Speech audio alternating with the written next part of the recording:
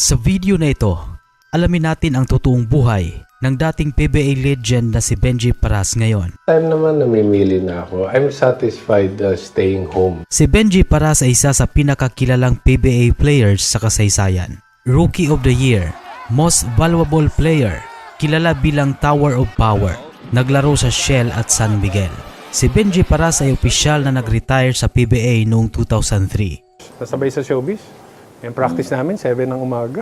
So, nahirapan ako. Matapos ang kanyang basketball career, si Benji Paras ay may malaking papel sa showbiz. Hindi lang siya basta sumubok, talagang naging successful siya bilang entertainer. Pumasok siya sa showbiz, naging actor at comedian. Anong prutas naman ang maraming buto na malalaki? Maraming butong malalaki.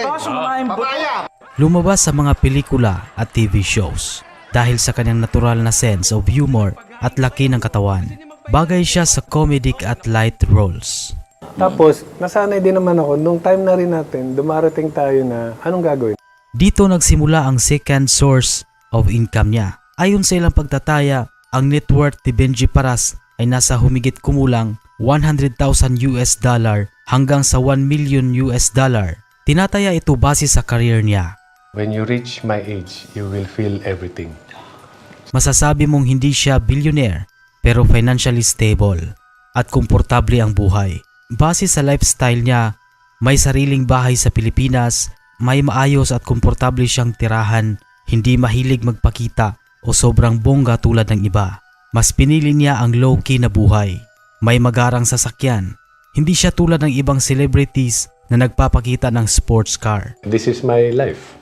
So, ito yung pinagdaanan ko. Parang yung mga kasama ko. Dito nagiging interesting ang buhay ni Benji Paras. Naniniwala siya sa multiple income streams. Ganun din yung mga buhay. So, parang for me, yeah, it's normal. Normal lang. So, it's not a negative.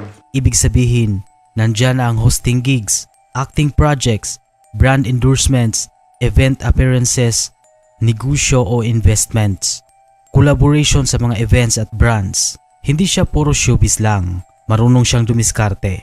Isa sa pinaka-importanting ginagawa niya ngayon, naging commissioner siya ng Philippine Youth Basketball Championship. Yung laro ngayon compared to us, yung game ngayon is mas mabilis. Kung Tinutulungan niya ang mga batang manlalaro na ma-develop ang skills nila. Isa rin sa pinakamahalagang parte ng buhay niya ay ang kanyang pamilya. Hands-on na ama, supportive sa career ng mga anak. Hindi lahat ng PBA legends ay nagiging sobrang yaman dahil may maraming dahilan. Walang NBA level salary, limitado ang endorsements noon, iba ang panahon noon kumpara ngayon. Pero nakapag-ipon siya, nakapag-transition sa ibang career, hindi naubos ang pera. Sa huli, ang kwento ni Benji Paras ay hindi tungkol sa sobrang yaman, kundi tungkol sa stability, diskarte at pagiging practical sa buhay. At minsan, mas mahalaga ang kontento at maayos na buhay kasama ang pamilya.